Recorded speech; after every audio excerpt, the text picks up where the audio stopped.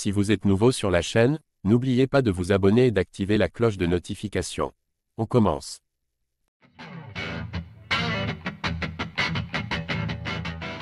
Le PFL a longtemps été critiqué par les fans pour l'interdiction imposée aux combattants d'utiliser les coups de coude. Cette règle, perçue comme une particularité de la Ligue, a suscité de nombreux débats. Le fondateur de la promotion, Don Davis, a récemment annoncé l'autorisation définitive des coups de coude dans tous les combats organisés par le PFL. Dès le début de 2025, l'une des organisations majeures de MMA modifie l'un des aspects les plus distinctifs de son règlement. En autorisant les coups de coude, le PFL se rapproche davantage des autres promotions, telles que l'UFC, où ces techniques font partie intégrante du spectacle.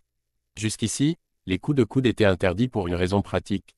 Le format en tournoi, cher au PFL, compliquait la récupération des combattants entre les affrontements.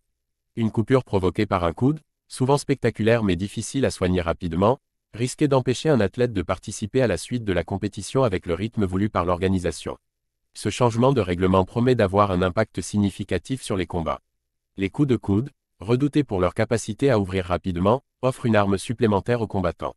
Leur introduction pourrait modifier les stratégies dans la cage, en encourageant davantage les affrontements rapprochés, le travail en clinch et notamment les phases de ground and pound. Un duel Doumbé-Baki sous les nouvelles règles. La question se pose déjà, les coups de coude seront-ils permis lors du combat revanche entre Cédric Doumbé et Baki? La réponse est oui, puisque cette modification s'applique à l'ensemble des combats organisés par le PFL, sans exception. Ce changement pourrait même jouer un rôle décisif dans ce duel tant attendu. Doumbé, récemment victorieux au premier round contre Willis et réputé pour son striking redoutable, pourra désormais ajouter à son arsenal une arme qui lui était jusqu'ici interdite. De son côté, Baki, qui mise sur une grande intensité en grappling, devra composer avec cette nouvelle menace dans les phases de corps à corps, mais pourrait l'utiliser à son avantage lors des contrôles en lutte. Le PFL est-il en capacité de concurrencer l'UFC à l'avenir?